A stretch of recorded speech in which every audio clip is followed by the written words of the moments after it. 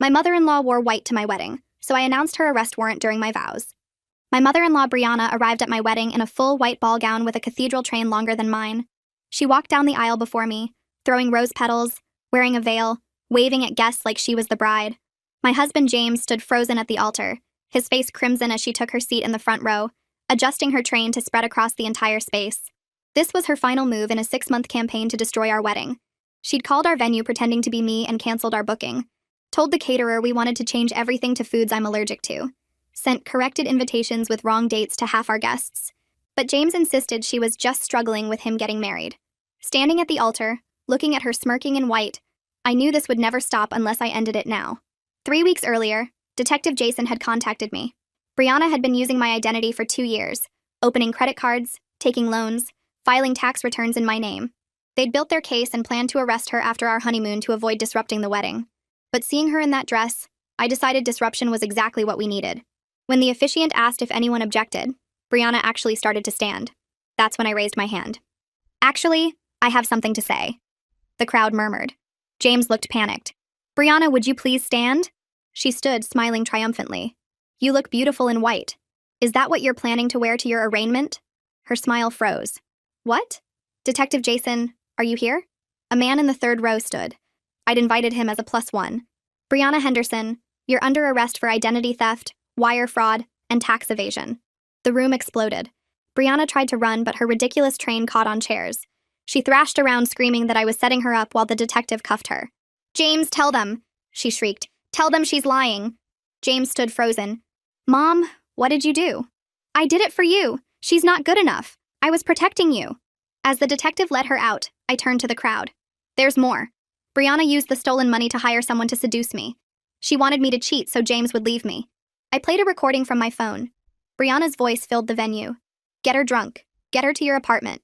All you need is one compromising photo. James went pale. His father stood up. I want a divorce, Robert announced. Then he looked at me. I'm sorry I didn't protect you from her. Also, Brianna's been embezzling from my company. That's why Detective Jason is really here. The wedding guests gasped. Then James's Aunt Helen stood. I helped her, Helen confessed, with the identity theft. Brianna promised me half. Another detective I'd invited stood up. Helen, Jason, we need to talk. My maid of honor grabbed the microphone. Anyone else have crimes to confess? Because apparently this is what we're doing now. James's cousin stood. Brianna's been blackmailing me for 5 years. She has photos from when I was a stripper. Makes me pay monthly or she'll send them to my husband's boss. 3 more relatives stood with their own Brianna crime stories. Embezzlement, blackmail, fraud. She'd been running a crime ring using family as accomplices and victims. You knew? James asked me quietly. For 3 weeks. Why didn't you tell me? I tried. You said I was being dramatic. James looked around at his family being arrested, then back at me. My entire family is going to prison. Not all of them. Your dad seems nice. He laughed. Actually laughed. Still want to marry me? There's one more thing. I took a deep breath. I'm pregnant. 8 weeks. Your mother knew. She found the test when she broke into our apartment. That's why she escalated. The room went silent. She broke into our... James stopped, shook his head. Of course she did. Then he took my hands. I don't care if my family's going to prison. I love you. We're having a baby. Can we please get married before someone else gets arrested? Wait! Brianna's voice came through the detective's phone. She'd called from the police car. Check James's birth certificate. Check the date. 8 months after my wedding, not 9. Robert went rigid. Brianna, don't. He's not your son, Robert. You're sterile. You've always been sterile. Everyone turned to stare at James and Robert. I faked the fertility treatments. Brianna continued through the phone. Used a sperm donor. Donor number 447 from Portland Cryobank. James, your real father is some medical student who needed beer money in 1997. Robert collapsed into a chair. James stood frozen. I saved the receipts, Brianna screamed. Check my safe. The combination is your fake birthday, Robert. The detective muted his phone. We'll need to process that as evidence. I looked at my fiancé, who'd just learned his entire parentage was a lie. His mother was a criminal, his father wasn't his father, and he was about to be a dad himself. So, I said, want to skip the reception? James pulled me close. Vegas? Vegas. We walked out together, leaving the chaos behind. As we reached the door, the officiant called out, Wait, you're not officially married. James and I looked at each other, then at the disaster of our wedding. Perfect, we said in unison, and kept walking. We grabbed our bags and ran to the airport without telling anyone where we were going. The flight to Vegas was mostly quiet because neither of us knew what to say after everything that just happened. James kept staring out the window while I kept checking my phone to see all the messages piling up from people at the wedding. By the time we landed, it was almost midnight and we were both exhausted but also kind of wired from all the chaos. We took a cab to the first chapel we saw that was still open. The place had this huge neon sign shaped like Elvis that kept flickering on and off. Inside smelled like cheap perfume, and there was this guy dressed as Elvis who looked maybe 60 years old with a terrible wig. He took one look at my wrinkled wedding dress and James's crooked tie and said he'd seen weirder. I started laughing then, like really laughing, because here we were in this ridiculous chapel after the most insane wedding disaster in history, and it somehow felt more real than the fancy venue we'd spent months planning. The Elvis guy handed us these cocktail napkins and told us to write our vows. James wrote his first and passed it to me. His handwriting was messy, and it just said he promised to face whatever came next with me, and to never let his family's mess destroy what we had. I wrote mine saying I promised to be honest even when it was hard, and to build something better than what either of us came from. We stood there holding hands while Elvis read some standard ceremony stuff from a laminated card. When he got to the part about objections, I actually flinched, but nobody was there to object this time. We said our I do's and Elvis pronounced us married and played a recording of Can't Help Falling in Love on this old stereo. James kissed me, and I felt him shaking a little. We signed the marriage certificate with Elvis and some random woman who worked at the front desk as witnesses. The whole thing took maybe 15 minutes. Walking out of that chapel as actual married people felt surreal after everything that happened at the venue. The hotel room was basic but clean with this view of the strip that was all bright lights and noise. We both collapsed on the bed still wearing our wedding clothes and passed out immediately. When I woke up the next morning, the sun was already high and my phone was buzzing like crazy on the nightstand. I grabbed it and saw 73 missed calls. There were over 200 text messages from people we knew and people we barely knew, and even some numbers I didn't recognize at all. James woke up when he heard me scrolling through everything. His phone was going off too with the same kind of chaos. There were messages from his cousins and aunts and uncles and random friends from college. Some people were asking if we were okay, and others were demanding to know what really happened. A few reporters had somehow gotten my number and wanted interviews. James looked at all the notifications and then just turned his phone completely off. He said we should stay in Vegas for a few more days and hide from everything waiting back home. I agreed right away because the idea of going back and dealing with all those people and questions and the legal mess felt impossible.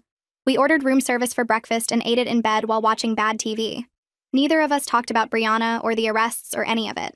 We just existed in this weird bubble where we were married and alone and didn't have to face reality yet. Later, we walked down the strip and gambled a little and saw a show with acrobats. James held my hand the whole time and I could feel him relaxing bit by bit. That night, we had dinner at this steakhouse and James actually smiled for real when the waiter brought out this huge dessert with sparklers. It felt like we were on an actual honeymoon instead of hiding from a disaster. But I knew we couldn't stay in Vegas forever, and eventually we'd have to go home and deal with everything we left behind. On the second day, my phone rang from a number James didn't recognize. I almost didn't answer, but something made me pick up. It was Elizabeth, and she was crying. She said she'd been so worried about us and nobody knew where we went. She sounded relieved when I told her we were okay and in Vegas. Then she started telling me what happened after we left the venue. Apparently, the whole place descended into total chaos, with guests splitting into groups and arguing about everything. Some people were saying I was a hero for exposing Brianna and standing up for myself. Others were calling me vindictive and cruel for doing it so publicly at my own wedding. A few of James's relatives were threatening to sue me for emotional distress or defamation or something. Elizabeth said she spent 2 hours trying to calm people down, but eventually everyone just left angry and confused. The venue staff had to call security because some guests were yelling at each other in the parking lot. She asked when we were coming home, and I told her honestly that I didn't know yet. She said she understood, and that she'd keep people away from our apartment as much as she could. After we hung up, James asked what she said. I gave him the summary and watched his face get tight when I mentioned his relatives threatening to sue. He said his family always picked Brianna's side no matter what she did. I reminded him that Robert didn't, and that mattered. James nodded, but I could tell he was thinking about all the relationships that were probably destroyed forever because of what happened. The third day in Vegas started quiet with us sleeping late and ordering breakfast again. We were sitting by the hotel pool when James's phone rang.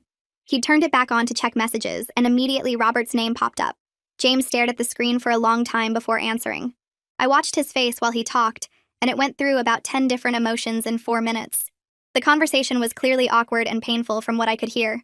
James mostly said, "Yeah," and "okay," and "I understand." When he hung up, he was shaking. He told me Robert said he needed time to process everything, but didn't want to lose James from his life. Robert said the paternity thing was a shock, and he felt betrayed by Brianna. But James was still his son in all the ways that mattered. But then Robert also said he needed space to figure out his feelings and what their relationship would look like going forward. James said it felt like Robert was making their whole father-son relationship conditional on how fast he could get over being lied to for 30 years. I pulled James close and he started crying right there by the pool. He kept saying he didn't know who he was anymore if Robert wasn't really his dad. I held him and let him cry and didn't try to fix it because there was nothing I could say that would make this better. Some older couple at the pool kept staring at us, but I didn't care. After a while, James stopped crying and we just sat there holding each other. He said he wanted to go home even though he was scared of what was waiting. I said we'd face it together just like we promised in our cocktail napkin vows. We flew back 5 days after the wedding disaster happened. The flight home felt heavier than the one to Vegas, even though nothing had changed physically. When our cab pulled up to our apartment building, I saw the news vans right away. There were 3 of them parked on the street with reporters and camera people standing around drinking coffee. James went pale when he saw them. Apparently someone had leaked the whole story to the local media, and now they wanted interviews about the wedding day takedown and Brianna's crimes. One reporter spotted us getting out of the cab and started running over with her cameraman. James grabbed our bags and we basically ran for the back entrance of the building. Our neighbor who lives on the first floor saw us struggling and opened the back door to let us in quick. We thanked him and rushed upstairs to our apartment. Inside felt safe, but also like a trap, because we knew those reporters weren't going anywhere. I peeked out the window and saw them still waiting on the street. James slumped on the couch and said this was going to be our life now. I sat next to him and said it would die down eventually once they found a bigger story. But honestly, I wasn't sure if that was true. The whole thing felt like it was getting bigger instead of smaller. My phone buzzed with another message from a reporter asking for comment. I blocked the number and added it to the growing list. 2 days after we got home, Detective Jason called my phone. He said he needed me to come to the police station to give a formal statement about Brianna's identity theft. He wanted to go through the whole timeline of when I found out and what I did with that information. I went down to the station that afternoon and spent 3 hours in this small interview room going through every detail. The detective had me walk through how I first discovered the fake credit cards and the tax returns filed in my name. I explained about the loans Brianna took out using my social security number and how much debt she'd racked up. Then he asked about when I found out and why I waited 3 weeks to have her arrested. I told him about trying to tell James and him not believing me. I explained my decision to coordinate the arrest at the wedding so it would be public and undeniable. The detective wrote everything down and recorded it too. Then he asked about Brianna breaking into our apartment. I told him about coming home and finding things moved around, and then discovering my positive pregnancy test was missing from the bathroom trash. The detective's eyebrows went up at that. He said the break-in added another charge to Brianna's already long list. He asked if I had any proof she'd been in our apartment, and I remembered our building had security cameras in the hallways. He made a note to get that footage. By the time we finished, I was exhausted from reliving everything. The detective thanked me and said the prosecutor would be in touch soon about the trial timeline. Walking out of the police station felt weird, like I was the one who'd done something wrong even though I was the victim. James went to see a therapist that Elizabeth recommended the next week. She'd found someone who worked with family trauma and identity issues. James was nervous about it but agreed to try. He came home from the first session looking completely drained. I made him dinner while he sat at the kitchen table just staring at nothing. Finally, he started talking about what happened in the session. He said the therapist asked him to talk about his childhood and his relationship with Brianna. James said it was harder than he expected, because he had to untangle 30 years of what he thought was normal from what was actually manipulation. He talked about how Brianna always made him feel guilty for wanting independence, how she'd cry and say he was abandoning her whenever he tried to make his own choices, how she'd turn his relatives against anyone she saw as a threat. The therapist apparently said these were classic narcissist control tactics. James said hearing that made him feel stupid for not seeing it sooner. I told him he wasn't stupid, and that kids don't know their parents are manipulating them because that's all they know. He said the therapist wanted him to come back twice a week for a while. I said I'd support whatever he needed. That night, James couldn't sleep, and I found him at 2 in the morning looking at old family photos on his laptop. He was searching every face for signs he'd missed. A few days later, we got a call from someone named Augustine Mills who said he was Robert's divorce attorney. He asked if James would be willing to provide a statement about Brianna's behavior during his childhood. The lawyer said it would help Robert's case and make sure he got a fair settlement after decades of being deceived. James listened to the request and then said he needed time to think about it. After he hung up, he spent 2 whole days barely talking. I could tell he was torn up about the decision. On one hand, Brianna was his mother, and testifying against her felt like a betrayal. On the other hand, everything she did was wrong, and Robert deserved justice too. I didn't push him either way because it had to be his choice. Finally, on the second night, James said he'd do it. He called the lawyer back and agreed to give a statement. He said he couldn't protect Brianna anymore just because she was his mother. He said Robert had been a good father for 30 years and deserved the truth to be told. The lawyer scheduled a meeting for the following week. James seemed relieved after making the decision, but also sad like he'd crossed some line he couldn't uncross. I had my first prenatal appointment the next Tuesday with a doctor named Leanna Curry that Elizabeth had recommended. The office was nice and calm, which felt good after all the chaos. Leanna was maybe 50 with kind eyes and this warm smile. She asked me basic questions about my health history, and then asked gently about my stress levels. I tried to say I was fine, but then I just started crying right there in her office. Everything came pouring out about Brianna and the arrests and James's identity crisis and the media circus. Leanna handed me tissues and waited until I calmed down. Then she said she was going to be honest with me about something. She said stress at my level was dangerous for the baby and I needed to find ways to reduce it, or there could be complications. She did an ultrasound and showed me the baby on the screen. She said I was 10 weeks along now and everything looked healthy, but I needed to take care of myself. Seeing the little blob on the screen made everything feel more real and more scary. I admitted to her that I was terrified of becoming a mother while dealing with this family implosion. She said those feelings were valid and normal. She gave me some resources for prenatal counseling and made me promise to come back in 2 weeks. Walking out of her office, I felt overwhelmed, but also somehow relieved that someone medical was watching out for me and the baby. That same week, Helen called James from jail. She was using her one phone call and she was crying and begging him to help her. She wanted James to convince me to drop the charges or at least speak on her behalf to the prosecutor. She kept saying she was sorry, and that Brianna had manipulated her too. James listened for a minute and then his face got hard. He told Helen he couldn't help her. He said she made her choices when she helped Brianna steal from me, and now she had to face the results of those choices. Helen started screaming at him through the phone. She said the family would never forgive us for destroying everyone's lives. She said we were selfish and vindictive and that we'd regret this. James told her she was the one who should have regrets. And then he hung up. His hands were shaking after the call ended. I asked if he was okay, and he said no, but he would be. He said he was done being manipulated by people who claimed to love him, but only wanted to use him. That night we ordered pizza and watched a movie and tried to pretend we were just a normal couple expecting their first baby. But we both knew normal was something we might never get back. 2 days after we got back from Vegas, a thick envelope showed up in our mailbox. I pulled it out and saw a law firm's return address, some fancy office in the financial district with multiple partner names. Inside was a letter on expensive paper, the kind that feels heavy and important. Brianna's lawyer wanted to meet with us about a potential plea deal.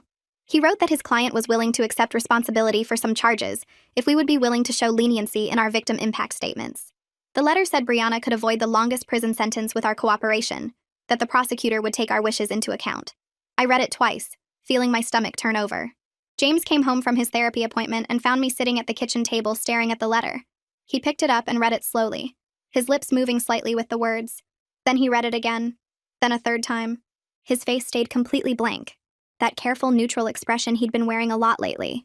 He set the letter down and looked at me with red eyes. What do you want to do? I didn't have an answer. Part of me wanted Brianna locked up forever for what she'd done to us, but another part of me knew James was already torn up enough without me pushing for maximum punishment against his mother.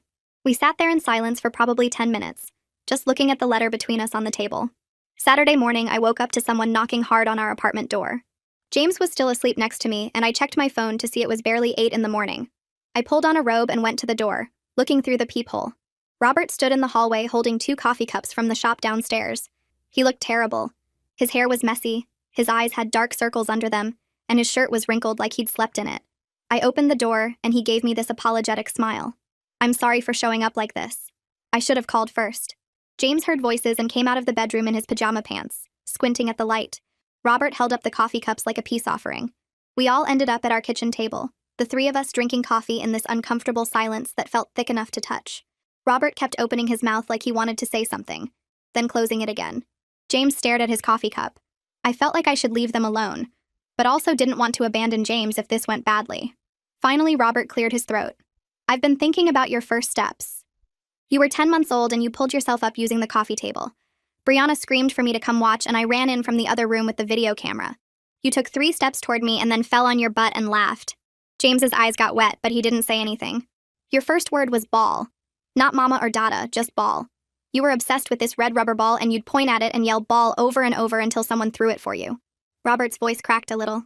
First day of school you cried and held onto my leg and I had to pry your fingers off so the teacher could take you to your classroom. I sat in my car in the parking lot for 20 minutes afterward because I was crying too. James started crying for real now, tears running down his face. Robert was crying too, wiping his eyes with his hand. None of those memories feel less real now. Not a single one. You're my son. I chose you every single day and I'd choose you again. James stood up so fast his chair scraped loud against the floor. Robert stood up too and they just grabbed each other in this tight hug, both of them shaking and crying. I got up and went to the bedroom to give them privacy, closing the door and sitting on the bed listening to them talk in low voices for the next hour. Elizabeth came over the following Tuesday to help me deal with the wedding gifts.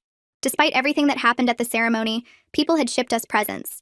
Boxes kept arriving with registry cards and congratulations notes like nothing weird had happened at all.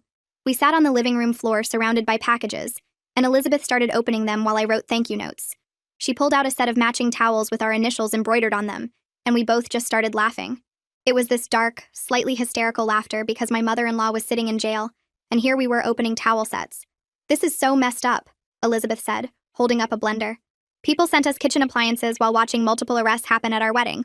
We kept opening boxes, serving dishes, picture frames, a fancy coffee maker, sheet sets, normal wedding gifts for the least normal wedding in history." Elizabeth got quiet after a while and then asked if I regretted how I handled everything. I thought about it while folding tissue paper. I don't regret exposing Brianna. She was destroying our lives and she wasn't going to stop. But I didn't fully think through what it would do to James. I knew it would be hard for him, but I didn't really understand how completely it would wreck his sense of who he is.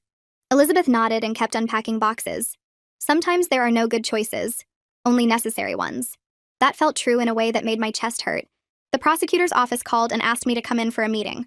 The prosecutor assigned to Brianna's case turned out to be this sharp woman named Rosamond.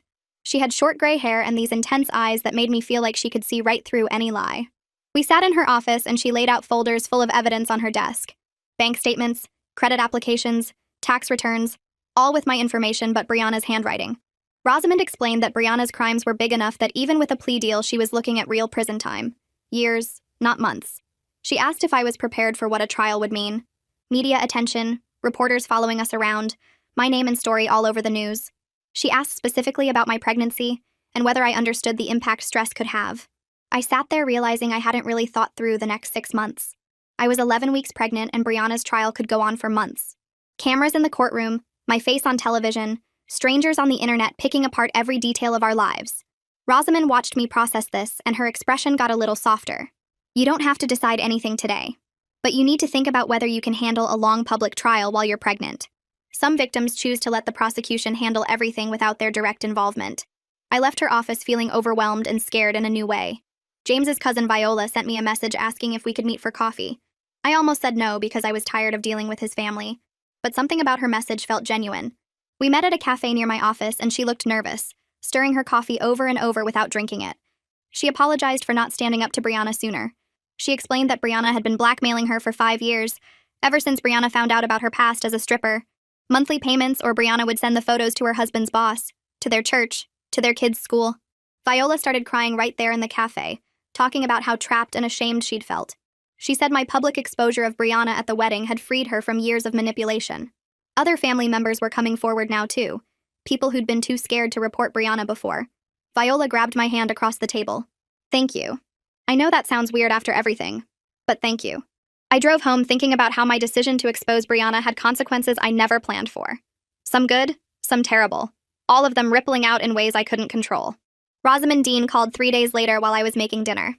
I answered on speaker, and her voice filled our kitchen with news I wasn't ready to hear. Brianna had rejected the plea offer. She wanted a trial. She was claiming she'd done everything to protect James from me, that I was the real criminal who'd manipulated everyone. Rosamond explained what trial meant. Months of court dates, media cameras outside the courthouse, reporters following us to work, to the grocery store, showing up at our apartment. James would probably have to testify against his mother, take the stand and answer questions about his childhood while Brianna sat there watching. I looked at James and watched the color drain from his face. His hand gripped the counter so hard his knuckles went white. Rosamond kept talking about jury selection and witness lists and discovery motions, but I could barely focus because James looked like he might throw up. She finished explaining the timeline and asked if we had questions. James cleared his throat twice before managing to speak. He said he'd do whatever was needed to hold Brianna accountable. His voice shook, but he got the words out. After we hung up, he went to the bathroom and I heard him getting sick. I stood outside the door feeling helpless and angry that Brianna could still hurt him from jail. Robert showed up that evening with a manila folder under his arm. He looked older than he had at the wedding, like the past 2 weeks had aged him years. James let him in and they sat at our kitchen table while I made coffee nobody wanted. Robert opened the folder and spread papers across the table.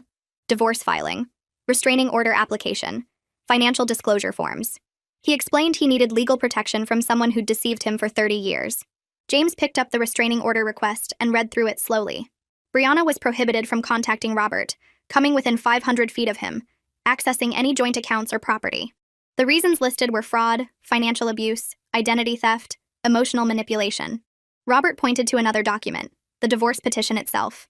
It detailed Brianna's lies starting from before their wedding, the faked fertility treatments, the hidden cryobank receipts, the embezzlement from his company that she'd disguised as business expenses for 15 years. James read every page while Robert sat there waiting. I watched James's face as he saw his childhood reframed as evidence in a legal case. The family vacations Brianna had paid for with stolen money, the private school tuition she'd funded through fraud, birthday parties and Christmas presents bought with Robert's embezzled funds.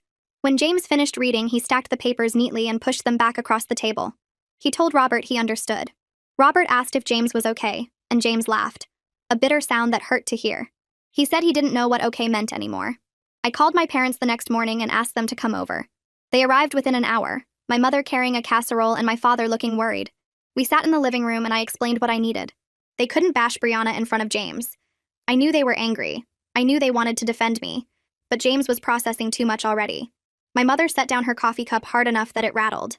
She said Brianna had tried to destroy me, had stolen my identity, had hired someone to seduce me. How was she supposed to pretend that was okay? I told her she didn't have to pretend anything was okay. I just needed her to focus on supporting us instead of attacking James's family. My father asked quietly if we were safe. The question caught me off guard. I realized I hadn't fully considered whether Brianna might retaliate from jail. She'd already smuggled out one phone call during her arrest. What else could she do? My mother saw my face and grabbed my hand. She said they'd do whatever I needed. She'd bite her tongue about Brianna. She'd focus on the baby and our future. But she made me promise to call the detective and ask about safety precautions. After they left, I sat there thinking about all the ways Brianna could still reach us even from behind bars. The letter arrived in our mailbox 4 days later. Plain white envelope, no return address. James's name written in handwriting I didn't recognize. He opened it at the kitchen table while I was doing dishes. I heard him suck in a breath and turned to see him staring at the page. Brianna's handwriting covered both sides in tight, angry script. Another inmate must have mailed it for her. James read it once, his face getting paler with each line. Then he stood up and carried it to the sink. He turned on the burner and held the letter over the flame until it caught. We watched it burn, black ash curling and falling into the sink. The smoke alarm started beeping and I opened a window while James ran water over the remains. He said he was done being manipulated by her words. She'd written that she'd done everything out of love, that I'd poisoned his mind against her, that he'd regret choosing me over his mother. The same guilt trips she'd used his whole life, just written down instead of spoken. I asked if he wanted to talk about it. He shook his head and said talking about it gave her power. He'd read it once, burned it, and now it was gone. But his hands shook while he scrubbed the ash from the sink. At 14 weeks pregnant, I woke up at 3 a.m. with cramping. I lay there for a minute trying to convince myself it was normal, just my body adjusting. Then I felt wetness and turned on the light to see blood on the sheets. I shook James awake and his eyes went wide when he saw. We dressed in 30 seconds and drove to the hospital with him gripping the steering wheel so hard I thought it might break. The emergency room was bright and cold and empty at that hour. A nurse took my vitals and got me into a room while James paced outside. Leanna showed up 20 minutes later in jeans and a sweatshirt, her hair in a messy bun. She'd been asleep when the hospital called but came immediately. She set up the ultrasound machine and squeezed gel on my stomach. The screen flickered to life and I held my breath waiting to see if our baby was still alive. The heartbeat appeared, strong and steady, and I started crying from relief. Leanna moved the wand around, checking everything while James stood frozen by the door. She said the baby looked fine, perfect size for 14 weeks, heartbeat normal. But my blood pressure was dangerously high. My stress levels were affecting my body in ways that could hurt the pregnancy. She suggested gently that I consider taking leave from work. Maybe limit my involvement in Brianna's legal case. Focus on staying calm and healthy for the baby.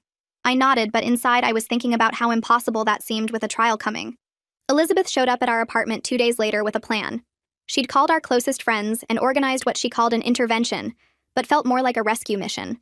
7 people crowded into our living room with notebooks and calendars. Elizabeth stood up and announced they were taking over. We weren't going to the grocery store anymore. Someone else would shop. We weren't cooking. They had a meal rotation schedule. We weren't running errands or dealing with media or handling anything that wasn't absolutely necessary. They'd created a system to shield us from the chaos. My coworker volunteered to pick up anything I needed from the office. James's friend from college said he'd handle our mail and screen it for anything from Brianna. Elizabeth's girlfriend offered to be our media liaison, dealing with any reporters who showed up. They passed around a shared calendar showing who was responsible for what on which days. I sat there feeling overwhelmed and grateful and guilty that they were doing so much. Elizabeth sat down next to me and said we'd been handling everything alone for a month. She'd watched us get thinner and quieter and more stressed. This wasn't charity, it was what friends did. I looked around at these people who'd rearranged their lives to help us, and realized how isolated we'd become trying to manage everything ourselves. James brought up finding his biological father a week later while we were folding laundry. He said he didn't want to replace Robert, but he needed to understand his genetic history for the baby's sake. What medical conditions ran in his biological family? Were there genetic risks we should know about?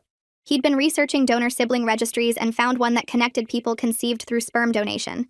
I watched him pull up the website on his laptop and start filling out the registration form. Donor number 447, Portland Cryobank. Estimated conception date.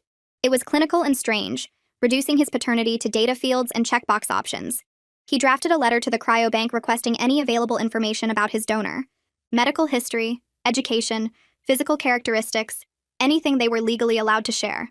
He read the letter out loud 3 times, changing words, trying to sound professional instead of desperate. I sat next to him feeling the weight of what he was doing, looking for a biological father while trying to repair his relationship with the man who raised him, trying to understand his genetics while preparing to become a father himself. He sealed the letter in an envelope and set it on the counter to mail tomorrow. Then he closed his laptop and said he felt weird about the whole thing, but knew it was necessary. Robert started meeting James for breakfast every Saturday. The first time was awkward, both of them ordering coffee and eggs and barely talking. But the second week was easier. Robert told James stories about choosing to be his father every single day. How when James was 2 and threw tantrums in the grocery store, Robert chose to stay patient. When James was 7 and broke Robert's favorite watch, Robert chose to forgive him. When James was 16 and wrecked the car, Robert chose to hug him instead of yelling. Every moment of fatherhood had been a conscious decision to love James regardless of biology. James came home from these breakfasts quieter but calmer. He told me Robert's stories were helping him understand that family wasn't just DNA. It was action and choice and commitment. That Brianna's deception didn't erase 30 years of Robert choosing to be his dad. I watched James process this revelation slowly, seeing him separate biology from love in his mind. He said the breakfasts were becoming the best part of his week. Rosamond called to schedule my deposition, and I spent 2 days in a conference room answering questions. Brianna's defense attorney was a sharp woman in an expensive suit who made every question sound like an accusation. She asked about the timeline of when I learned about the identity theft, why I waited 3 weeks to expose Brianna, why I chose to do it at the wedding instead of privately. She suggested I'd orchestrated the public humiliation out of spite, that I was vindictive and calculating, that I'd enjoyed destroying Brianna in front of everyone. Rosamond objected repeatedly, her voice cutting through the attorney's insinuations. She redirected questions back to Brianna's actual crimes instead of my response to them, but the defense attorney kept pushing, trying to paint me as the villain in this story. She asked if I'd considered how my actions would affect James, if I'd thought about the media attention, if I'd planned the dramatic reveal to maximize Brianna's embarrassment. I answered every question as calmly as I could, but my hands clenched under the table. By the end of the second day, my jaw ached from grinding my teeth. Rosamond walked me out and said I'd done well, that the defense was grasping for anything to make Brianna sympathetic. But I drove home feeling drained and angry that I had to defend myself for exposing a criminal. At 16 weeks pregnant, we went for an ultrasound that would tell us the baby's sex. Leanna squeezed gel on my stomach and moved the wand around while James held my hand. The baby appeared on screen, bigger now, more human-shaped. Leanna pointed out the head and spine and tiny fingers. Then she angled the wand and smiled. She asked if we wanted to know. James and I looked at each other and nodded. Leanna told us, and James started crying immediately, tears running down his face while he stared at the screen. I squeezed his hand and felt my own eyes getting wet. We decided right there not to tell anyone else yet. This was ours to hold privately for a while. Leanna printed extra ultrasound photos, and James tucked them carefully into his wallet. When we got home, he put one on the refrigerator with a magnet. He stood there looking at it for a long time. Then he said he was overwhelmed by becoming a father while still processing his own complicated parental relationships. I wrapped my arms around him from behind, and we stood there together looking at the grainy black and white image of our baby. A reminder of what we were building together despite everything trying to tear us apart. Viola called on a Tuesday evening and asked if we wanted to come to a support group meeting she'd found. She said it was for family members dealing with people who had narcissistic personality disorder. James hesitated when I told him about it, his hand freezing on the remote control. He asked if we really needed that, if therapy wasn't enough already. I reminded him that his therapist had mentioned support groups might help. He stared at the TV for a long minute before nodding and saying he'd try it once. The meeting was Thursday night in a church basement with folding chairs arranged in a circle. 8 people sat around drinking coffee from styrofoam cups. Viola waved us over and introduced us to the group leader, a woman in her 50s who explained how the meetings worked. Everyone shared their stories if they wanted to. No one had to talk if they weren't ready. James sat rigid in his chair, his knee bouncing up and down. A man across the circle talked about his mother calling his workplace to spread lies about him. A woman described how her sister stole her identity and maxed out credit cards in her name. Another person shared about being blamed for everything that went wrong in their parents' life. James's knee stopped bouncing. He leaned forward slightly, listening harder. When it was his turn to share, he said his name and that his mother had just been convicted of multiple crimes, including identity theft against his wife. His voice cracked, saying it out loud to strangers. The group nodded with understanding, not judgment. After the meeting ended, 3 people came up to talk to James privately. They shared their own stories of mothers who manipulated and controlled. One man said it took him 5 years to stop feeling guilty for setting boundaries. James drove us home in silence, his hands tight on the steering wheel. When we got to our apartment, he collapsed on the couch and said he felt exhausted, like he'd run a marathon. I sat next to him and he put his head on my shoulder. He said it helped knowing other people understood the confusion and guilt, that he wasn't crazy for feeling torn between anger and sadness, that other people had survived this and built normal lives afterward. Rosamond called the next week with news about Brianna's trial date.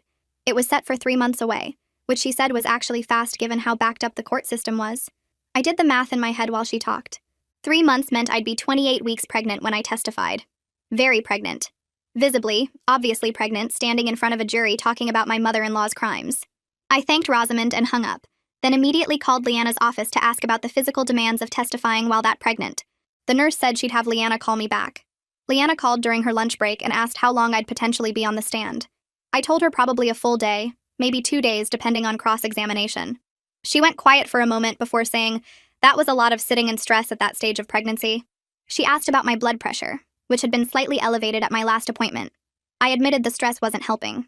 She said she'd write a letter to the court if needed, but trials rarely got postponed for witnesses. That evening, James and I talked about whether to ask Rosamond if the trial could be delayed. He pointed out that Brianna would stay in jail longer if we delayed, which felt like its own kind of justice. But I worried about my health and the baby's health. We called Rosamond and asked about the possibility of postponement. She sighed and said the court schedule was packed for months. Any delay would likely push the trial into next year, which meant Brianna's lawyer would file motion after motion trying to get evidence thrown out. It meant more months of legal limbo and stress. She said the choice was ours, but recommended moving forward as scheduled. James looked at me and I looked at my small bump, and we both knew we didn't want this dragging into next year. I told Rosamond we'd stick with the current trial date. She said she'd make sure I had breaks during testimony and could sit instead of stand, that she'd work with the judge to minimize the physical strain. After we hung up, James put his hand on my stomach and said he was sorry I had to go through this while pregnant. I told him it wasn't his fault, but we both knew that didn't make it easier. Robert called James on Saturday morning asking for help with something. He said he'd sold the house and bought a condo closer to our apartment. He wanted James to come see it and help set up a room. James agreed, and we drove over that afternoon. The condo was smaller than the house, but brighter, with big windows and clean white walls. Robert had barely unpacked, boxes stacked everywhere. He led us to a second bedroom and said he wanted to make it a nursery for when the baby visited. James stopped in the doorway, his eyes getting wet. Robert had already bought a crib still in its box and several cans of paint in soft colors. He asked what color we thought would work best. I suggested a light green that would work for any baby.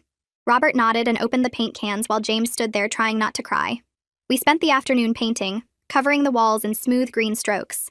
Robert told stories about painting James's nursery 30 years ago, how Brianna had insisted on a specific shade of blue and made him repaint it 3 times, how she'd controlled every detail of their lives even then.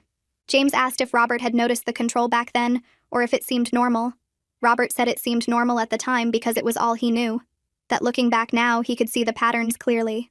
We finished the first coat and started assembling the crib, following instructions that made no sense. Robert and James argued good-naturedly about which piece went where. They laughed when they had to take apart a section they'd put together wrong. By evening, the room looked almost finished, just needing a second coat of paint. Robert ordered pizza, and we ate sitting on his living room floor surrounded by boxes.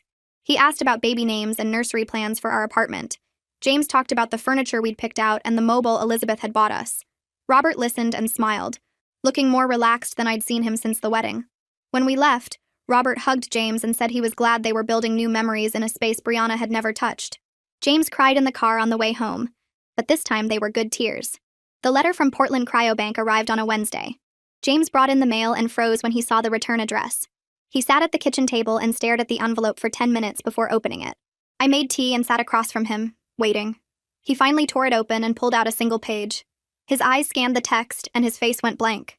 The letter contained limited information about donor number 447, a medical student in 1997, 24 years old at the time of donation, 6 feet tall, brown hair, blue eyes, blood type O positive, no major health conditions.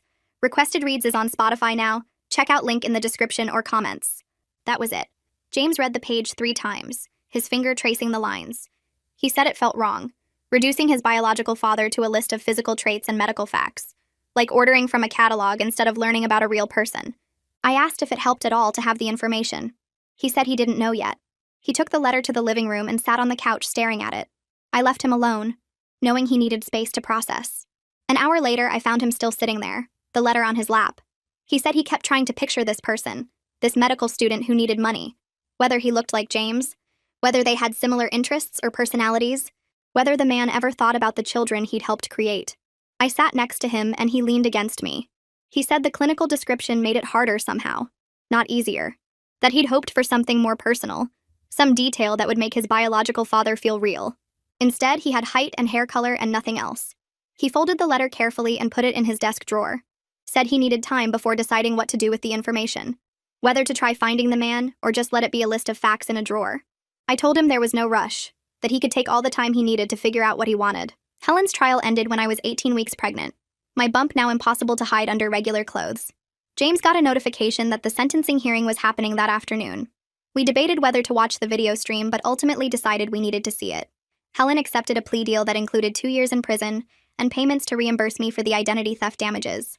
The judge asked if she wanted to make a statement before sentencing. Helen stood up, her hands shaking, and said she was sorry. That she'd let Brianna manipulate her into crimes she knew were wrong.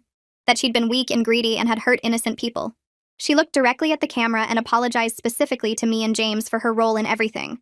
Said she understood if we never forgave her, but wanted us to know she regretted her choices. The judge sentenced her and court adjourned. James closed the laptop and sat back in his chair. I asked how he felt, and he said he didn't know. That he expected to feel angry or sad or something. But instead he felt nothing. Just empty. That worried him more than if he'd had a strong reaction. His therapist later told him that numbness was normal after months of emotional overload. That his brain was protecting itself from more pain. But James said it felt wrong to watch his aunt go to prison and feel nothing at all. Like Brianna had broken something inside him that used to work. I reminded him that healing wasn't linear. That feelings would come back when he was ready. He nodded but didn't look convinced.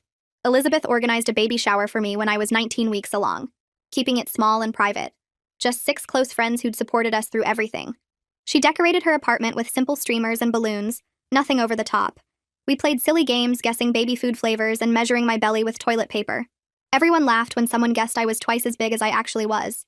We ate cake and opened gifts, tiny clothes and soft blankets and practical things like bottles and diapers. For 3 hours, I got to feel like a normal pregnant woman excited about her baby. Not someone preparing to testify against her criminal mother-in-law. Not someone whose wedding had ended in multiple arrests. Just a woman having her first baby, surrounded by friends who cared. Elizabeth had invited James to join for the last hour. He showed up with flowers and helped open gifts, his eyes getting wet when he pulled out a tiny pair of shoes.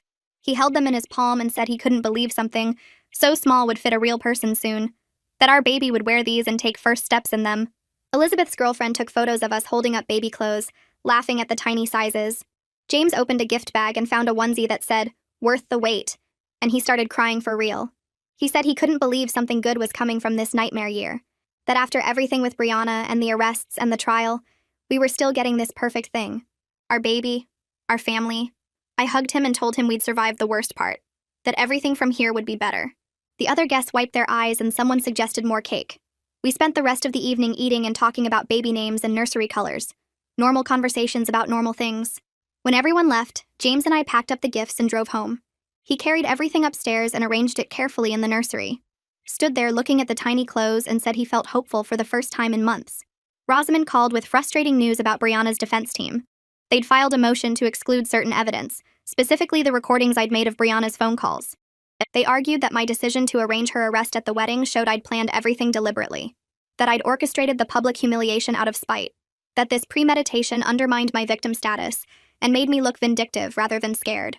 Rosamond said it was a desperate tactic, and the judge would likely deny the motion. But hearing my actions described as calculated and vengeful in legal documents made my stomach hurt. I'd exposed Brianna because her crimes needed consequences, not because I enjoyed destroying her. but the defense lawyer had twisted it into something ugly. James read the motion and got angry, saying they were trying to make me the villain when I was the victim. Rosamond agreed but said this was standard defense strategy. Make the victim look bad so the jury sympathizes with the defendant. She assured us the evidence was solid and the motion would fail. But I spent the next 2 days questioning my choices again. Had I been vindictive choosing the wedding for the arrest? Could I have handled it differently?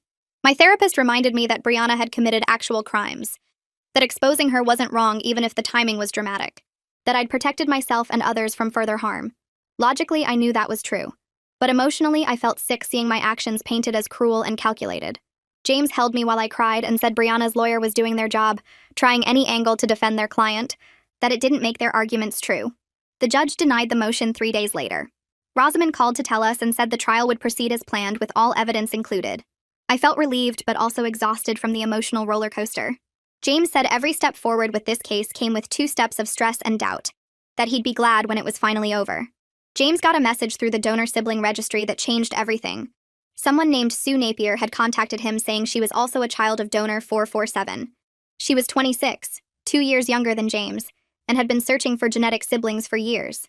She'd found 3 others already, and wanted to connect with James if he was interested. James stared at the message on his laptop for a full minute without moving. I read it over his shoulder and felt my own shock at the idea of James having siblings he'd never known existed. Half-siblings connected by biology, but nothing else. James closed the laptop and said he needed time to think. He spent 2 days processing the information, talking it through with his therapist and with me. He said part of him was curious to meet Sue and learn about their shared genetics. But another part felt overwhelmed by the idea of more family complications when he was still dealing with Brianna and Robert. On the 3rd day, he opened the laptop and typed a response. Said he'd be interested in meeting if she wanted that he was new to all of this and still figuring out what it meant. Sue responded within an hour, excited and warm. She suggested meeting for coffee the following week. James agreed, and then spent the next several days anxious about what to say to a sister he'd never met. I reminded him that Sue was probably nervous too, that they were both navigating strange territory. The night before the meeting, James barely slept, staring at the ceiling wondering what Sue would be like, whether they'd have anything in common beyond genetics, whether meeting her would make him feel more connected or more lost. At 20 weeks pregnant, we went for the anatomy scan that would check the baby's development in detail. Leanna squeezed cold gel on my now obvious bump and moved the ultrasound wand around. The baby appeared on screen, so much bigger than last time. Leanna pointed out tiny fingers and toes, each one visible and perfect. She showed us the 4 chambers of the heart, all working exactly right. The curve of the spine, the shape of the skull, the kidneys and stomach, everything developing perfectly. James held my hand and watched the screen with wet eyes. Leanna asked if we wanted photos and printed out 6 different images. James took them carefully like they were made of glass. On the drive home, he kept looking at the photos on his lap. When we got to our apartment, he put one on the refrigerator with a magnet, stood there staring at it. Then he said quietly that he was scared of messing this up, of passing on his family's problems to our baby, of being a bad father because he didn't know how to be a good one. I wrapped my arms around him from behind and told him that being afraid of repeating patterns meant he was already breaking them. That awareness was the first step, that he'd spent months in therapy working through Brianna's manipulation specifically so he wouldn't repeat it. He turned around and hugged me tight, his hand on my bump. Said he wanted to be the kind of father Robert had been to him, present and loving and honest. Not perfect, but trying. I told him that was exactly the kind of father our baby needed. We stood there holding each other in front of the refrigerator, looking at the ultrasound photo of our tiny perfect baby who would be here in 4 months. Robert and James had their first real fight since the paternity revelation on a Sunday afternoon. They were at Robert's condo finishing the nursery when James mentioned he'd been contacted by a half-sister through the donor registry. Robert went quiet and asked if James planned to meet her. James said yes. He wanted to understand his genetic background. Robert asked if James was planning to find donor 447 too. James said maybe eventually, if the man was willing. Robert's face changed, anger flashing across it. He asked if James was trying to replace him. James said no, that wasn't what this was about. Robert said it felt like replacement, that James was looking for a real father to replace the fake one. James got angry then too, saying Robert had no right to be upset when he'd never questioned Brianna's lies. That Robert had let Brianna deceive him for 30 years without ever pushing back. Robert said that wasn't fair, that Brianna had been a master manipulator. James said Robert should have protected him better, should have seen through her lies sooner. They yelled at each other in the half-finished nursery, both saying things they didn't mean. Finally, Robert sat down hard on the floor and said he was scared, that he'd spent 30 years being James's father, and now he was terrified of losing that. James sat down next to him and said he was scared too. That meeting Sue didn't mean Robert mattered less. That biology and choice were different things, and choice mattered more. Robert wiped his eyes and said he knew that logically, but emotions weren't logical. James admitted he was angry that Robert had been so passive with Brianna for so long, that if Robert had stood up to her sooner, maybe things would have been different. Robert said he was sorry, that he'd failed James by not seeing Brianna clearly. They sat on the floor of the nursery surrounded by paint cans and baby furniture. Both apologized for the things they'd said in anger. Robert said he'd support James finding his biological father if that's what James needed. James said he needed time to figure out what he wanted, but that Robert would always be his dad regardless. They hugged awkwardly on the floor, then stood up and finished assembling the changing table, working side by side in comfortable silence, building something good together despite the complicated feelings underneath. A week after we finished the nursery, James told me Sue had reached out again. She wanted to meet for coffee. He looked at me like he needed permission, so I told him to go. He left the apartment fidgety and came back 3 hours later looking lighter than I'd seen him in months. Sue was a graphic designer, he said. Funny and easy to talk to. They'd discovered they both drummed their fingers in the same pattern when thinking. Both ordered coffee with too much sugar. Both had this habit of tilting their heads the same way when listening. James sat on our couch describing these tiny similarities like they were miracles. He said it felt weird to have instant connection with a stranger, while every conversation with Robert required so much work. I understood what he meant, but it made me sad for Robert. Biology gave James and Sue common ground without effort. Choice meant Robert had to fight for every inch of their relationship now. Brianna's trial started on a Tuesday morning 3 weeks later. I was 22 weeks pregnant, my belly obvious enough that strangers asked when I was due. James and I arrived at the courthouse early to avoid the cameras, but media vans already lined the street. Detective Jason met us at a side entrance and walked us through security. The courtroom filled up fast. Family members sat scattered through the rows, some glaring at us, others nodding support. Robert sat in the back by himself looking tired. Elizabeth saved us seats in the third row. Brianna entered in an orange jumpsuit, her hair pulled back severe, no makeup. She looked smaller than I remembered. Her eyes found my stomach immediately and stayed there for a long moment. I couldn't read her expression. Anger, maybe. Or regret. Or something else entirely. Rosamond Dean stood to give her opening statement. She walked the jury through 2 years of identity theft. Credit cards opened in my name. Loans I never applied for. Tax returns filed with my information. She described Brianna's embezzlement from Robert's company. The blackmail of Viola and others. The attempt to sabotage our wedding. The hiring of someone to seduce me. Rosamond's voice stayed calm and factual, but every detail sounded worse laid out in order like that. She painted Brianna as someone who manipulated and controlled everyone around her for years. A calculated criminal, not a protective mother. Brianna's lawyer objected twice, but the judge overruled both times. I watched the jury's faces. Some looked shocked, others disgusted. One woman in the front row kept shaking her head. When Rosamond finished, Brianna's lawyer stood for his opening. He talked about a devoted mother who made mistakes trying to protect her son from a manipulative woman. He said Brianna's actions came from love, not greed. That she was scared of losing James. The jury looked less convinced by his version. I testified on day 2. Walking to the witness stand made my legs shake. The bailiff swore me in, and I sat down trying to look calm. Rosamond asked me to describe discovering the identity theft. I walked through Detective Jason's first call. The shock of learning Brianna had been using my information for 2 years. I explained seeing the credit card statements, the loan applications, all with my name and social security number. Rosamond asked why I waited 3 weeks to have Brianna arrested. I said I wanted to coordinate with the detective to make sure the case was solid. That I didn't plan to do it at the wedding until I saw Brianna walk down the aisle in white. My voice stayed steady through most of it. Then Brianna's defense lawyer stood for cross-examination. He asked if I resented Brianna for opposing my relationship with James. I said no. He asked if I wanted revenge for her attempts to break us up. I said I wanted justice for crimes she committed. He suggested I orchestrated the public arrest out of spite. That I enjoyed humiliating Brianna in front of everyone she knew. I told him I made a choice to protect myself and hold her accountable. He kept pushing, implying I was vindictive and calculating. Rosamond objected several times. My hands shook holding the water glass, but I kept my answers short and factual. When I finally stepped down, James squeezed my hand so hard my fingers went numb. James testified on day 4. I sat in the gallery watching him walk to the stand, his face pale but determined. Rosamond asked him to describe his childhood with Brianna. James talked about her controlling behavior, how she manipulated situations to get her way. He described her calling the venue to cancel our wedding, changing the catering to foods I was allergic to, sending wrong dates to half our guests. His voice stayed even, but his eyes looked wet. Then he talked about finding out she'd hired someone to seduce me, about her breaking into our apartment and finding my pregnancy test, about her revealing his paternity in front of everyone at the wedding. Brianna interrupted twice from the defense table, shouting that she did everything for him. The judge threatened to remove her if she spoke again. James kept going, his testimony quiet but devastating. When Brianna's lawyer cross-examined, he tried to suggest James was turning against his mother to please me. James said no. He was holding her accountable because what she did was wrong. That love didn't excuse fraud and manipulation. I watched Brianna's face crumple, but she stayed silent this time. Robert testified the next day. He walked through years of financial fraud Brianna had committed against his company. Embezzled funds, falsified records, money transferred to accounts he didn't know existed. Then he described finding the cryobank receipts, the donor records, the falsified fertility treatment paperwork. 30 years of lies about James's paternity laid out in clinical detail. His voice never wavered, but I saw his hands grip the edge of the witness box. Brianna's lawyer tried to paint him as a bitter ex-husband exaggerating her crimes.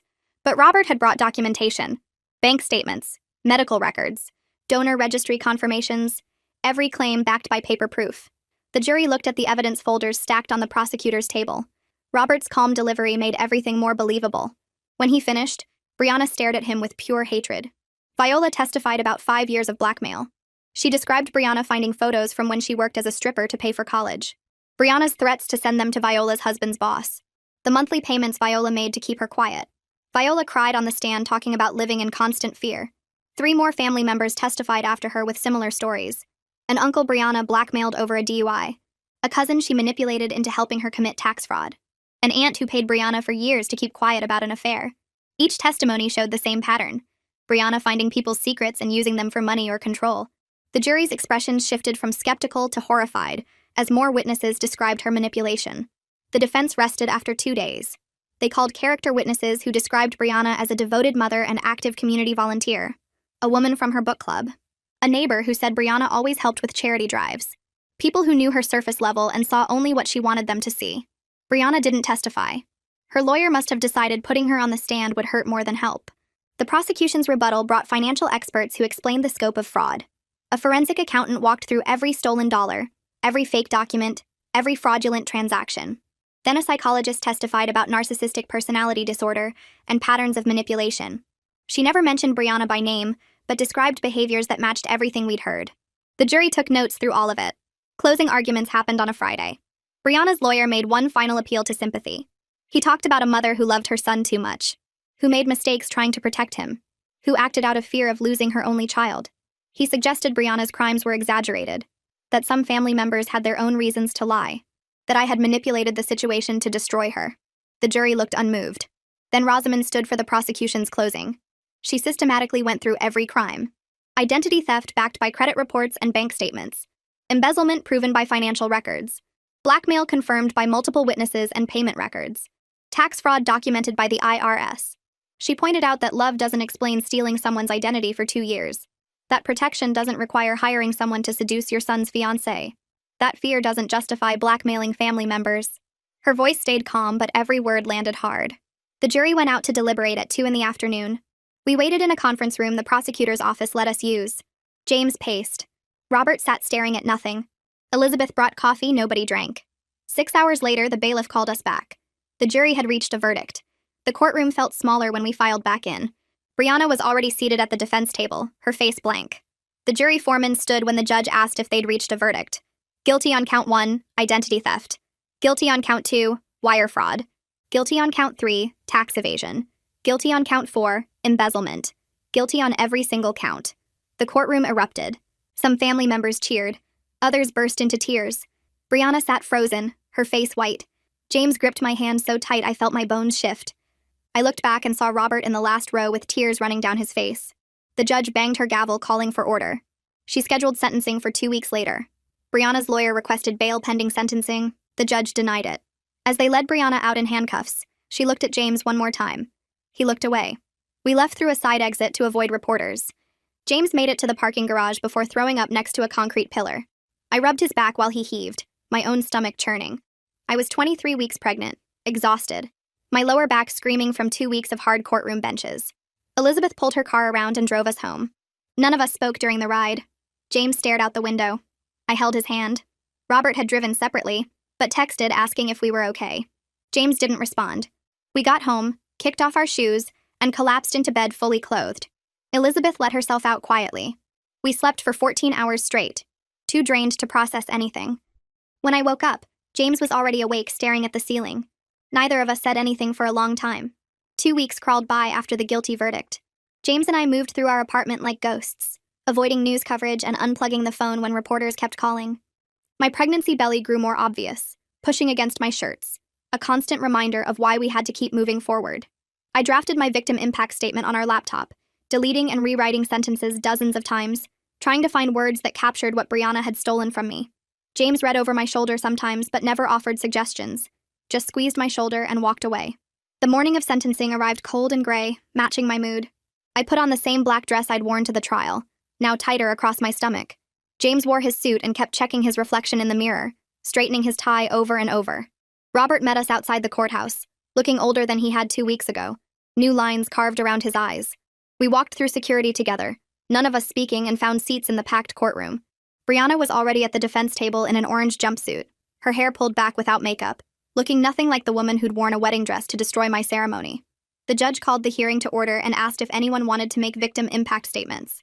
I stood up, my legs shaking, and walked to the front. My prepared statement was 3 pages, printed in large font so I could read it even if my hands trembled. I started reading, my voice coming out smaller than I expected, talking about discovering the credit cards opened in my name, the loans I never took out, the tax returns filed with my information. I described the violation of having my identity stolen, my privacy invaded, the constant fear that my financial life was ruined before I even turned 30. My voice shook worse when I talked about the pregnancy, about the stress affecting my baby, about Brianna breaking into our apartment and finding my positive test. I looked up from the paper and stared directly at Brianna, wanting her to see my face, to understand the real damage she'd caused. She stared back with blank eyes, no emotion visible, like I was describing someone else's crimes. I finished reading and walked back to my seat, James gripping my hand so tight my fingers went numb. The judge asked if anyone else wanted to speak, and James stood up without letting go of my hand. He had to pull his fingers free from mine to walk to the front, and I saw him wiping his palms on his pants before picking up his own statement. He started reading about growing up with a mother who manipulated everyone, who controlled every situation, who made him doubt his own perceptions of reality. His voice cracked when he talked about learning his paternity was a lie, about discovering that his entire identity was built on deception. He had to stop twice to breathe, tears running down his face, and I saw several people in the jury box wiping their own eyes.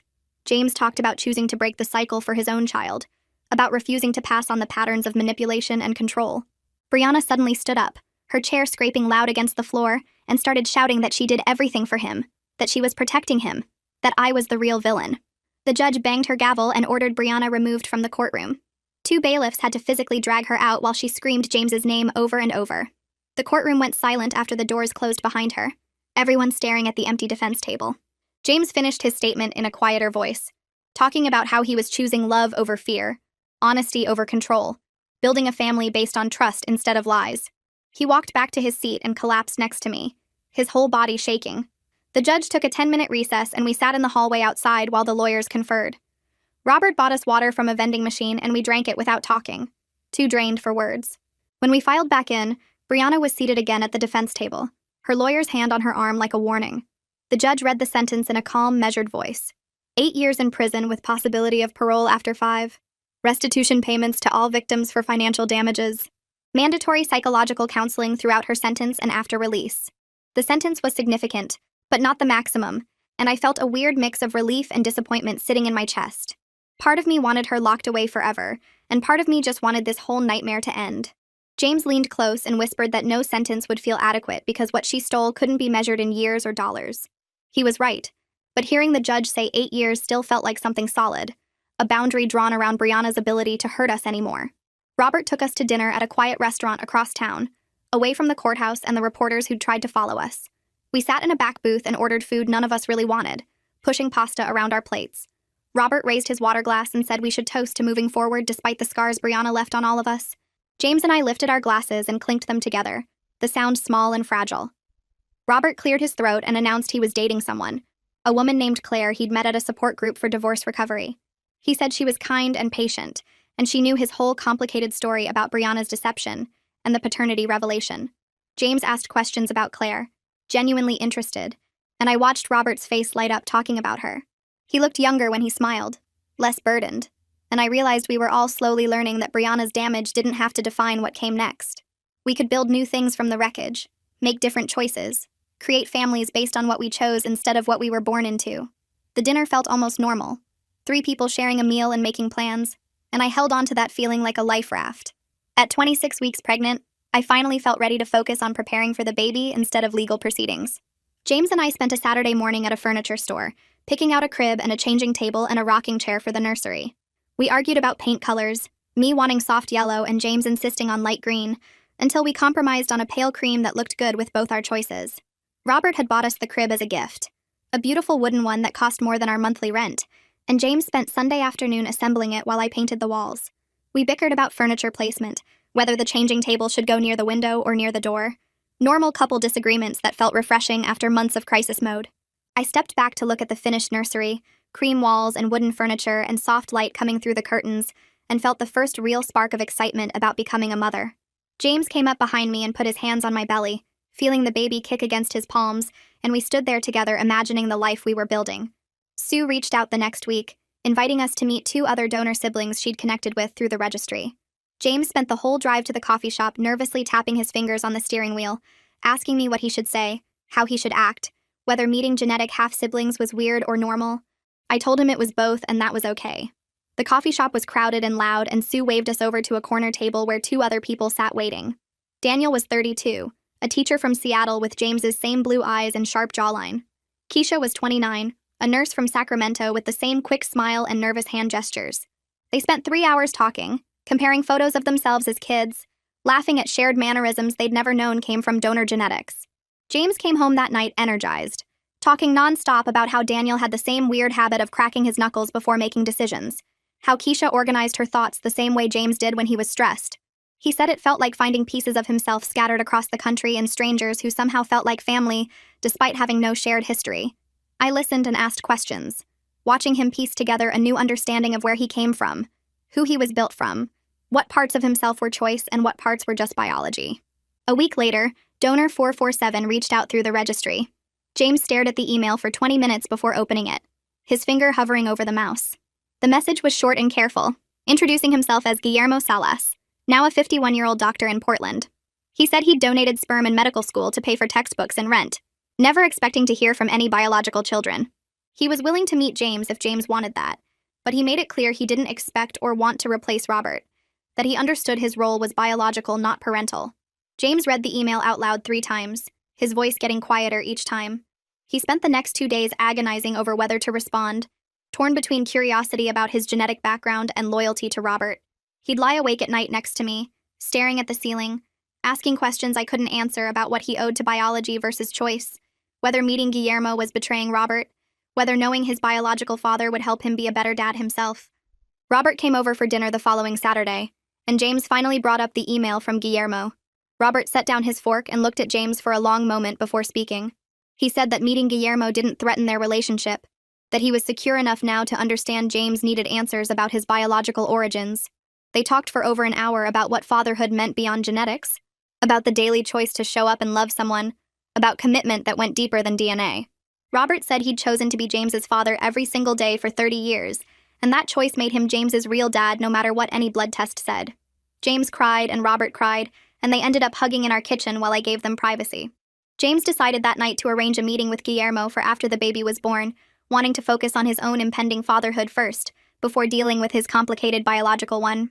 At 28 weeks pregnant, we started childbirth classes at the hospital where I'd deliver. The classroom was full of other expectant couples, all of us awkward and nervous, sitting on yoga mats while an instructor demonstrated breathing techniques. James practiced the breathing with me, his hand on my lower back, learning how to support me during labor. Being surrounded by other pregnant women made our situation feel almost normal for the first time in months, like we were just another couple preparing for a baby instead of people recovering from a family implosion. The instructor asked everyone to share their support system, and James talked about Robert and Elizabeth and our friends who'd carried us through this nightmare year. His voice was full of genuine gratitude, and I realized we'd built something strong from the broken pieces, a chosen family that showed up when biology failed us. 2 days later, a letter arrived from Brianna. James held the envelope for a full minute before opening it, checking the return address twice like he didn't trust what he was seeing. The letter inside was 3 pages long, handwritten in Brianna's neat script. I read over his shoulder while he read it out loud. For the first time, it actually sounded like a real apology instead of manipulation. Brianna acknowledged what she'd done, took responsibility for her crimes without making excuses, and said she was in therapy working on understanding her behavior. She wrote about recognizing her need for control, her fear of losing James, her inability to see him as a separate person with his own life. James read it twice, his face skeptical, and I could see him trying to figure out if this was another manipulation or genuine growth. He called his therapist that afternoon and read the letter over the phone, asking if narcissists could actually change. The therapist said people could change and growth was possible even for narcissists who hit rock bottom, but that James should be cautious and take his time deciding how to respond. James folded the letter and put it in his desk drawer, saying he'd think about it after the baby was born, after he had space to process whether Brianna's words matched any future actions. The check arrived on a Tuesday morning, a plain white envelope with the state seal in the corner. James opened it at the kitchen table while I poured coffee, and we both stared at the number printed on the cashier's check.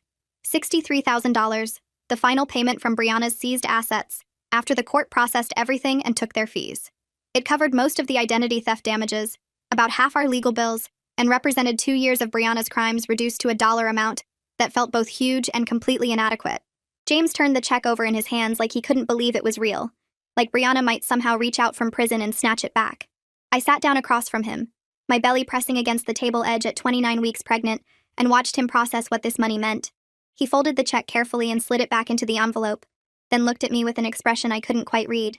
"We should put it toward the baby's college fund," he said quietly. "Take what Brianna stole and turn it into something good for her grandchild, someone she might never meet if we decide she doesn't get to be part of our daughter's life."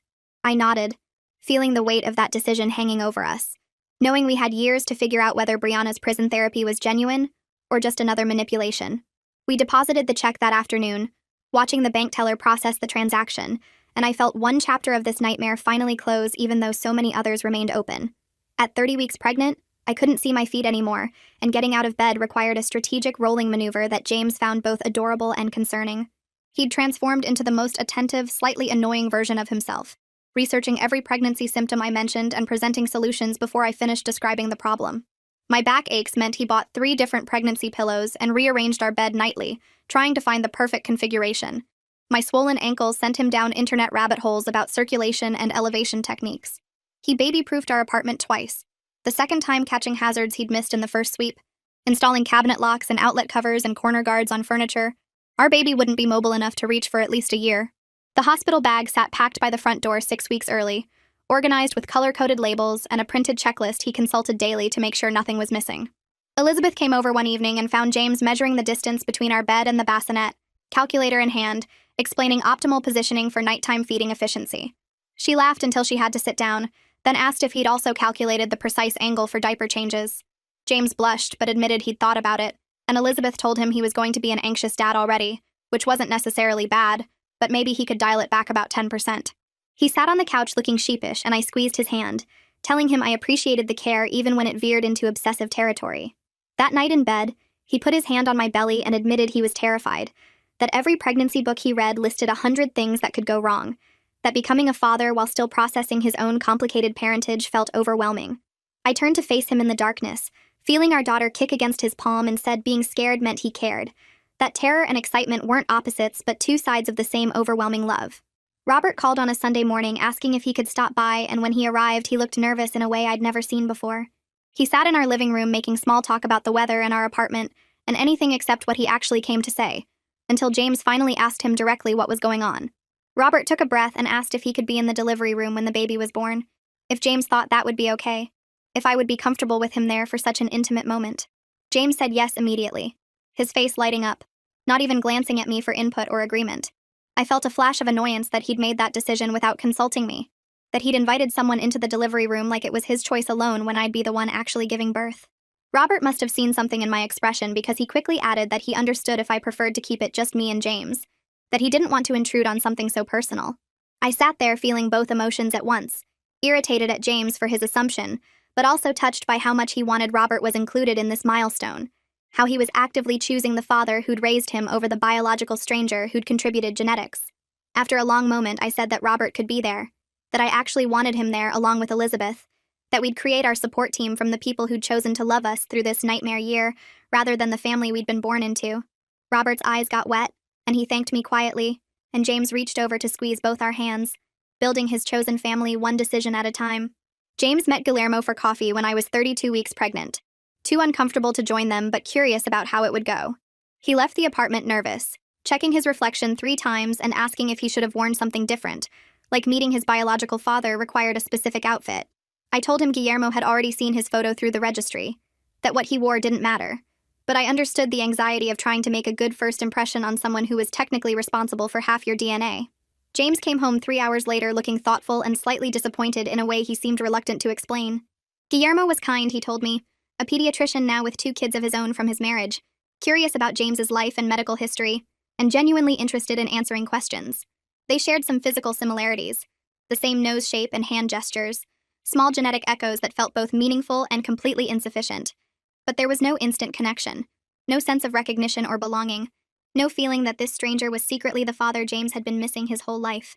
Guillermo asked intelligent questions and shared relevant information about genetic health history, but it felt more like a productive medical consultation than a father-son reunion. James sat on our couch looking at photos Guillermo had shared of his kids, James's genetic half-siblings, and said it was good to meet him and understand his biological background, good to have answers about where certain traits came from, and what health issues to watch for.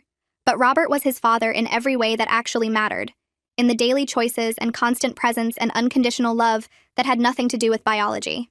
I curled up next to him, my belly pressed against his side, and told him that understanding that difference was exactly what would make him a good father to our daughter.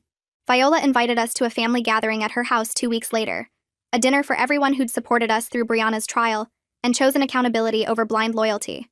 James was nervous about seeing extended family after everything that had happened, worried about awkward conversations and people taking sides, but I convinced him we needed to start rebuilding connections with the relatives who'd stood by us. We arrived to find Viola's house full of people, maybe 15 family members who'd either testified against Brianna or publicly supported the prosecution, all of them navigating the same complicated feelings about turning against one of their own. Viola hugged us both at the door and thanked me again for having the courage to expose Brianna, saying my public confrontation had freed multiple people from years of manipulation and fear. We shared a meal around her dining table, passing dishes and telling stories that carefully avoided mentioning Brianna directly, everyone working hard to create normal family interaction from the broken pieces she'd left behind.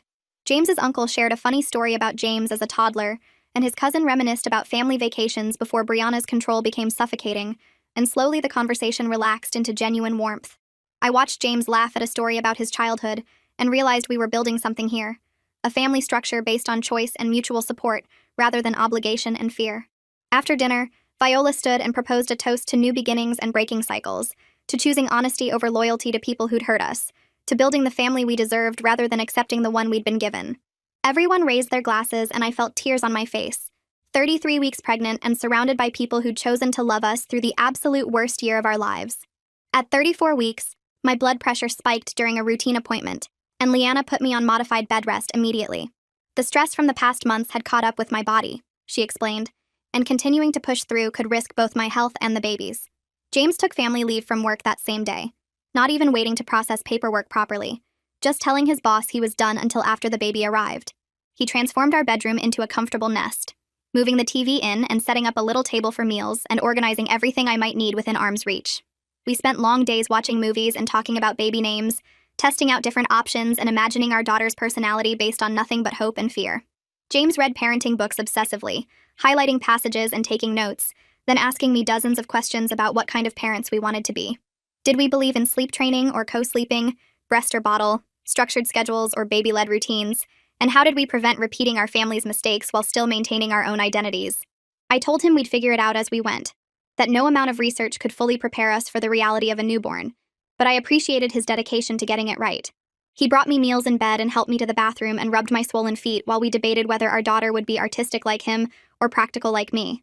The forced rest was frustrating, but also gave us time to actually prepare emotionally for parenthood, to talk through our fears and hopes without the distraction of work and legal proceedings.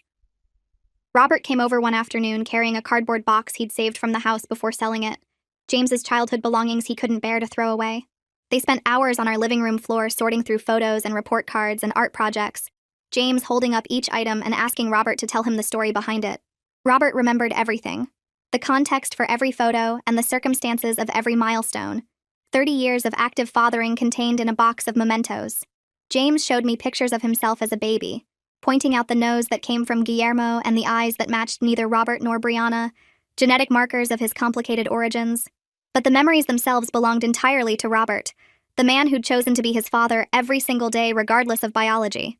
James found his baby book with Robert's handwriting documenting first words and first steps, careful notes about his personality and preferences, evidence of devoted attention that had nothing to do with shared DNA. He looked at Robert with tears in his eyes and said he was finally making peace with having two fathers in different ways, that biology and choice both mattered, but choice mattered more, that Guillermo gave him genetic information, but Robert gave him everything else.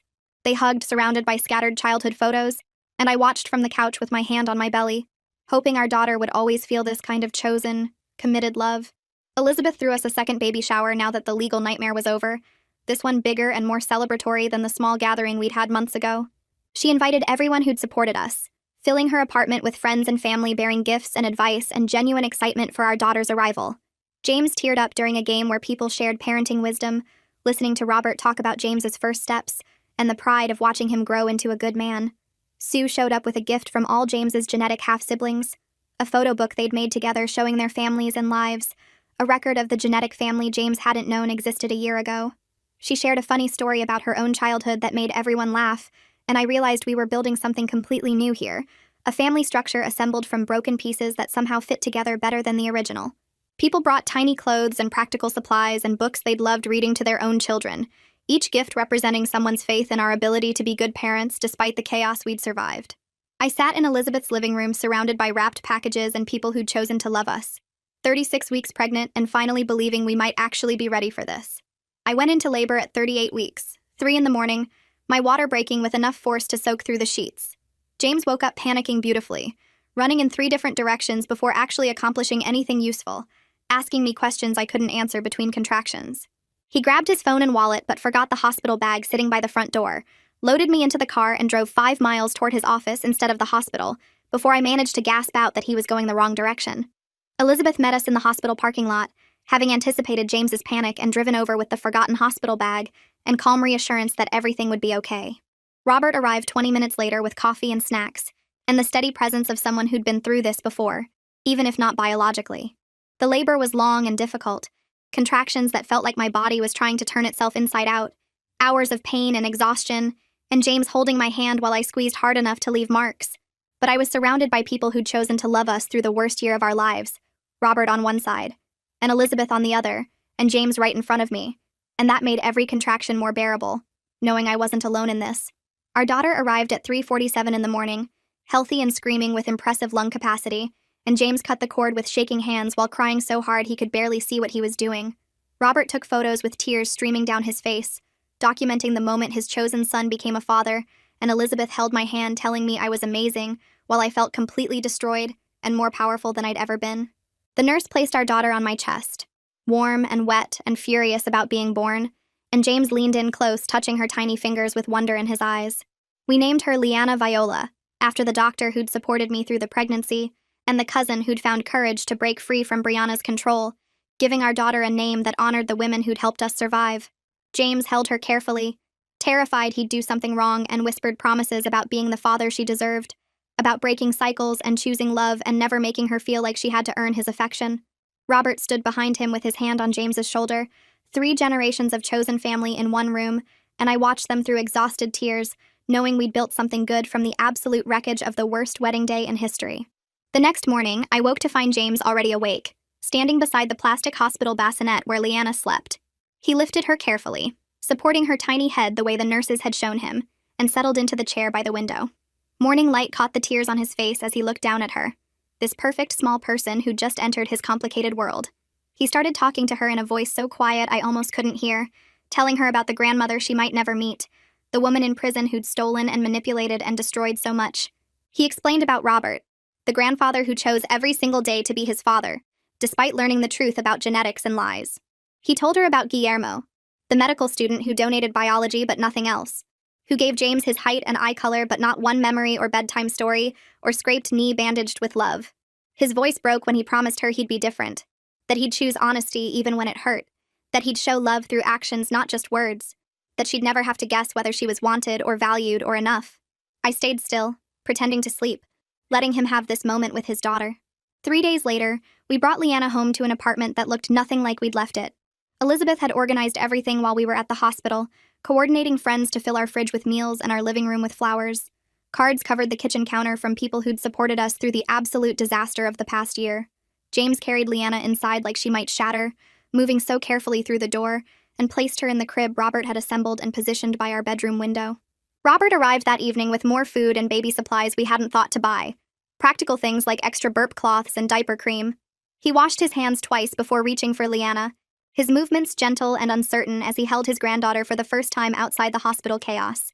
The look on his face as he stared down at her, this tiny person who shared no DNA with him but everything that mattered, confirmed what we'd been learning all year. Family wasn't about biology or blood or genetic matches from cryobanks. It was built through choice and commitment, and showing up even when everything fell apart. Brianna's crimes had brought us to this moment, to this small apartment filled with people who'd chosen to love us through the worst. But those crimes didn't define what we were building.